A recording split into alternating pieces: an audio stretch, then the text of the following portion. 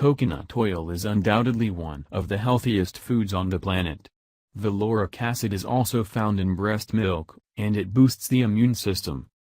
The American Society for Nutrition reported that several studies confirmed that this oil protects and cures other diseases as well, including chronic illnesses, viral infections, like herpes and hepatitis C, osteoporosis, gallbladder infections, Alzheimer's, and cancer. It also alleviates the side effects of chemotherapy. Coconut oil is also extremely beneficial for the skin as it treats all kinds of conditions, and leaves the skin smooth, soft, and wrinkle-free. It is excellent for the hair as well, providing shine and softness. Nowadays, the entire civilization is being terrified by the threat of developing cancer.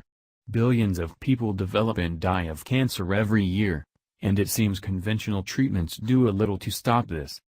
However, a study conducted by American scientists at the University of Adelaide and published in the Cancer Research Journal showed that lauric acid found in coconut oil has potent cancer-killing properties. Scientists did the experiments in a petri dish, under hermetic conditions, and discovered that lauric acid destroyed 90% of the cancer cells in only 2 days.